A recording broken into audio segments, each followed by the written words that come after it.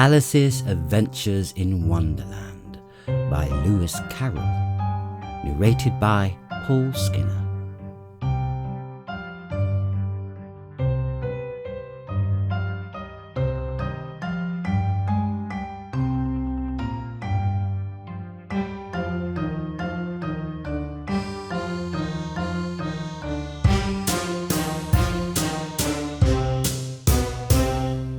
Chapter 8.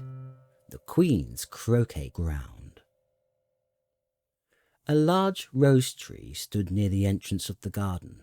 The roses growing on it were white, but there were 3 gardeners at it, busily painting them red. Alice thought this a very curious thing, and she went nearer to watch them, and just as she came to them, she heard one of them say, "Look out now, Five! Don't go splashing paint over me like that." "I couldn't help it. 7 jogged my elbow." On which 7 looked up and said, "That's right, 5. Always lay the blame on others." "You'd better not talk," said 5. "I heard the Queen say only yesterday you deserve to be beheaded." "What for?" said the one who had spoken first. "That's none of your business, 2, said 7. "Yes, it is his business," said 5, "and I'll tell him. It was for bringing the cooked tulip roots instead of onions." 7 flung down his brush and had just begun, "Well, of all the unjust things," when his eye chanced to fall upon Alice as she stood watching them, and he checked himself suddenly, and the others looked round also, and all of them bowed low. "Would you tell me," said Alice, a little timidly, "why are you painting those roses?" 5 and 7 said nothing, but looked at 2. 2 began in a low voice. "Why, the fact is, you see, miss, this here ought to have been a red rose, and we put a white one in by mistake, and if the Queen was to find it out, we should all have our heads cut off, you know. So you see, miss, we're doing our best afore she comes to—" At this moment, 5, who had been anxiously looking across the garden, called out, "The Queen! The Queen!" and the 3 gardeners instantly threw themselves flat on their faces. There was a sound of many footsteps, and Alice looked around, eager to see the Queen. First came 10 soldiers, carrying clubs. These were all shaped like the 3 gardeners, oblong and flat, with their hands and feet at the corners. Next came the 10 courtiers. These were ornamented all over with diamonds, and walked 2 and 2, as the soldiers did. After these came the royal children. There were 10 of them, and the little dears came jumping merrily along, hand in hand, in couples. They were all ornamented with hearts. Next came the guests, mostly kings and queens, and among them Alice recognised the White Rabbit. It was talking in a hurried, nervous manner, smiling at everything that was said, and went by without noticing her. Then followed the Knave of Hearts, carrying the king's crown on a crimson velvet cushion. And last of all this grand procession came the King and Queen of Hearts. Alice was rather doubtful whether she ought to not lie down on her face like the 3 gardeners, but she could not remember ever having heard of such a rule at processions. And besides, what would be the use of a procession if people had to all lie down on their faces so that they couldn't see it? So she stood still where she was and waited. When the procession came opposite to Alice, they all stopped and looked at her, and the Queen said severely, "Who is this?" She said it to the Knave of Hearts, who only bowed and smiled in reply. "Idiot!" said the Queen, tossing her head impatiently, and turning to Alice, she went on. "What's your name, child?" My name is Alice, so please your Majesty," said Alice very politely, but she added to herself, "Why, they're only a pack of cards after all. I needn't be afraid of them." "And who are these?" said the Queen, pointing to the 3 gardeners who were lying round the rose tree. For, you see, they were lying on their faces, and the pattern of their backs was the same as the rest of the pack. She could not tell whether they were gardeners or soldiers or courtiers or 3 of her own children. How should I know? Said Alice, surprised at her own courage. It's no business of mine.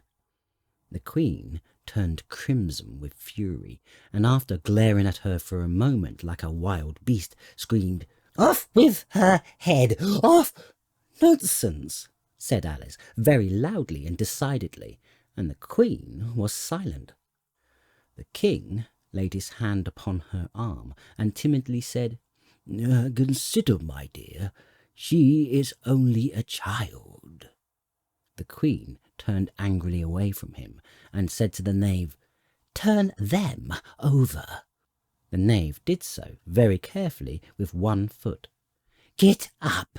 said the Queen in a shrill, loud voice, and the 3 gardeners instantly jumped up and began bowing to the King and Queen, the royal children, and everybody else. "Leave off that!" screamed the Queen. "You make me giddy." And then, turning to the rose tree, she went on, "What have you been doing here?" May it please your Majesty, said 2, in a very humble tone, going down on one knee as he spoke. "We were trying—" "I see," said the Queen, who had meanwhile been examining the roses. "Off with their heads!" And the procession moved on, 3 of the soldiers remaining behind to execute the unfortunate gardeners, who ran to Alice for protection. "You shan't be beheaded," said Alice, and she put them into a large flower pot that stood near. The 3 soldiers wandered about for a minute or 2, looking for them, and then quietly marched off with the others. "Are their heads off?" shouted the Queen.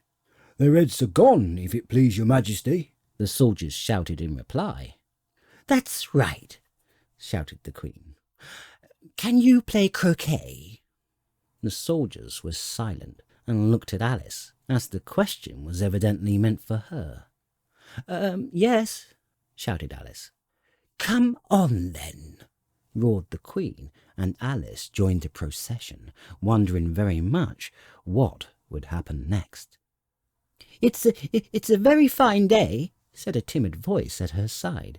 She was walking by the White Rabbit, who was peeping anxiously into her face. "Very," said Alice.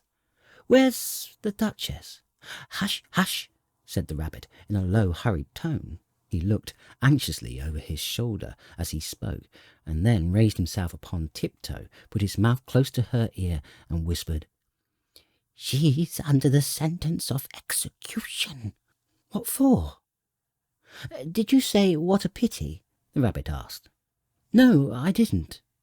I don't think it's all a pity. I said, what for?" "She boxed the Queen's ears," the Rabbit began. Alice gave a little scream of laughter. "Oh, hush," the Rabbit whispered in a frightened tone. "The Queen will hear you. You see, she came rather late, and the Queen said—" "Get to your places!" shouted the Queen in a voice of thunder, and people began running about in all directions, tumbling up against each other. However, they got settled down in a minute or 2, and the game began. Alice thought she had never seen such a curious croquet ground in her life. It was all ridges and furrows.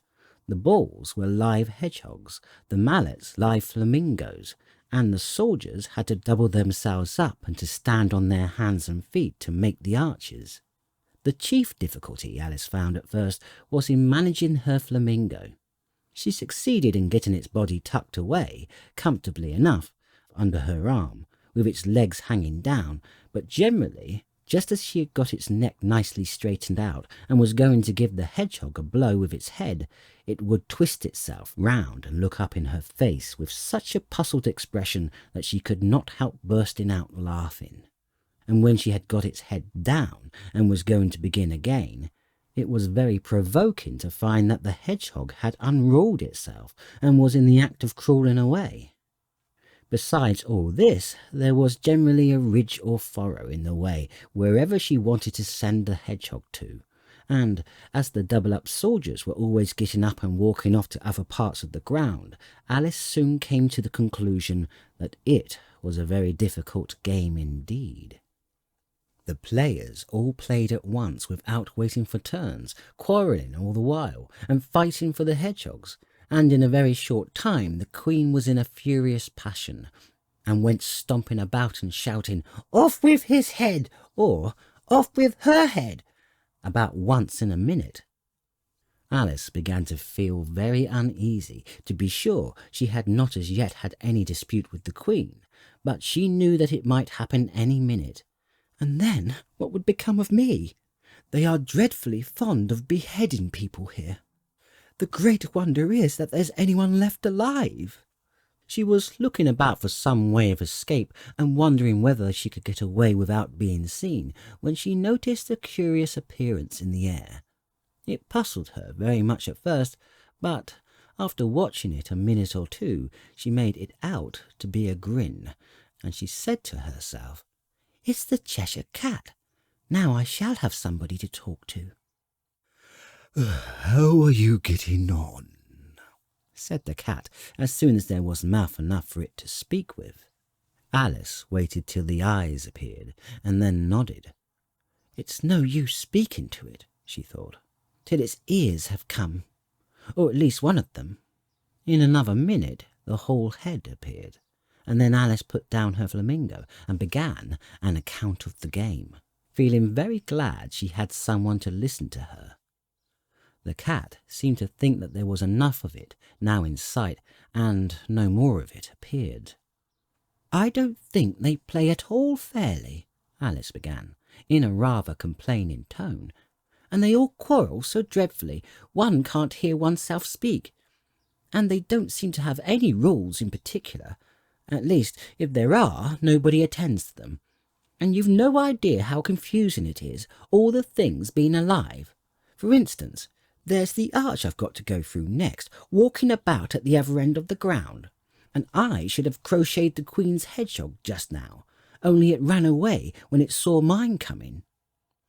"How do you like the Queen?" said the cat in a low voice. "Not at all. She's so extremely—" Just then she noticed that the Queen was close behind her, listening, so she went on, "likely to win, that it's hardly worth while finishing the game." The Queen smiled and passed on. "Who are you talking to?" said the King, going up to Alice and looking at the cat's head with great curiosity. "It's a friend of mine, a Cheshire Cat. Allow me to introduce it." "I don't like the look of it at all," said the King. "However, it may kiss my hand if it likes." "I'd rather not," the cat remarked. "Don't be impertinent," said the King. "And don't look at me like that." He got behind Alice as he spoke. "A cat may look at a king," said Alice. "I've read that in some book, but I don't remember where."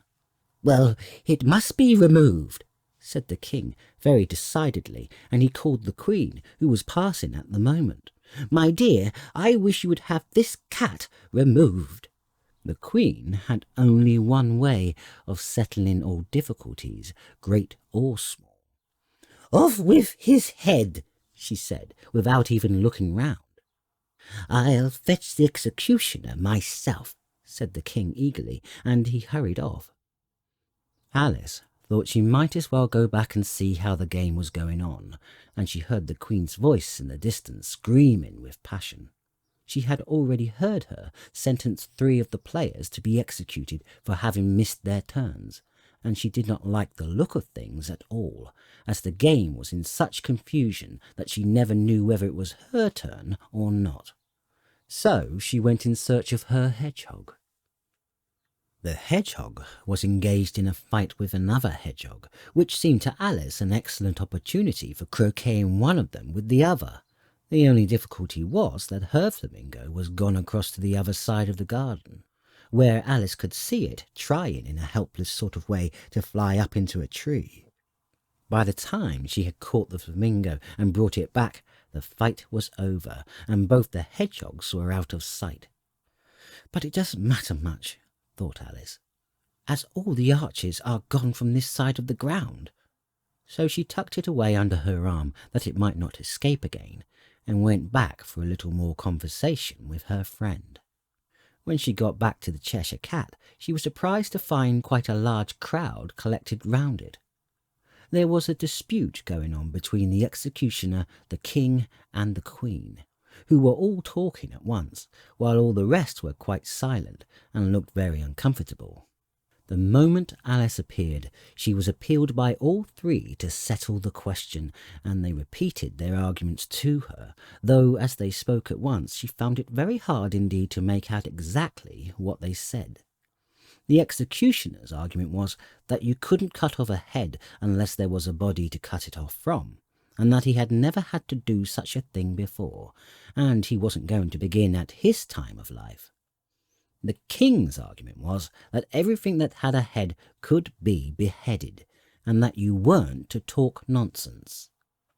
The queen's argument was that if something wasn't done about it in less than no time, she'd have everybody executed, all round.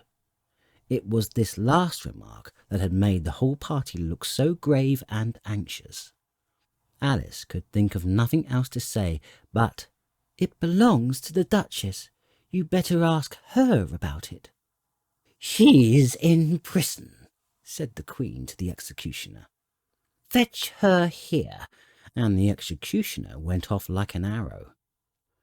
The cat's head began fading away the moment he was gone, and by the time he had come back with the Duchess, it had entirely disappeared. So the king and the executioner ran wildly up and down looking for it, while the rest of the party went back to the game.